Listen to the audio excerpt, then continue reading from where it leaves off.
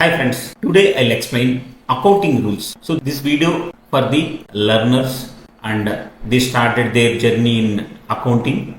So these are fundamental accounting rules. So somebody started first year BCom or in intermediate he has taken a commerce. So today I'll take some accounts. Okay, basically from the balance sheet, liabilities, assets, profit and loss. I'll take income and expenses. So the account balance, whether it is in credit or debit, if you want to increase, what you have to do, if you want to decrease, what you have to do, those things I'll explain today.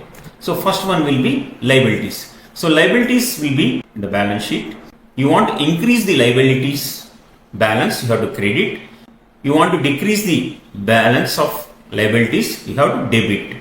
So why always liabilities balance is credit? Normally liabilities means we'll take some money from other resource. It may be from the bank, it may be from the individual, we'll take a loan or we'll take as a capital. So the money coming to our balance sheet, so it will be credited to liabilities. In a future date, we'll debit and we'll repay the loan or we'll give back the money to the borrowers or whoever. We are taking a capital, then it will be repaid. If we are taking a loan, it should be repaid. So money has come to our balance sheet, so it will be always in credit balance. Assets always in debit balance. You want to increase the balance, you have to debit. If you want to decrease the balance, you have to credit. Why asset balance always debit?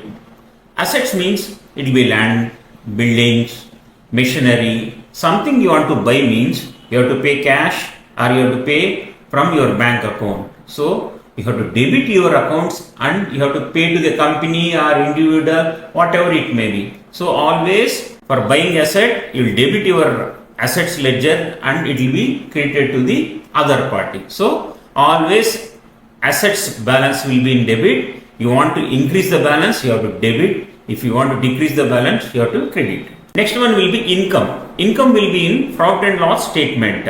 Income always in credit balance. You want to increase, you have to credit. You want to decrease the balance, you have to debit. Why income always in credit balance? Income will be for a bank, income will be DD commission or loan processing fees or account statement charges, lien marking charges, standing instruction charges, check bounce charges. All these are income. We'll debit the customer account, credit our income. So always income head will be in credit balance. You want to increase, you have to credit. You want to decrease, you have to debit.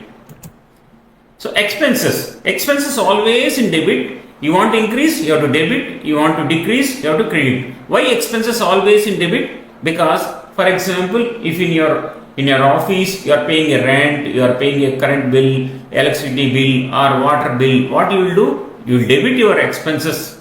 Then you will pay to the other party. It may be government department, it may be a individual, whatever it may be.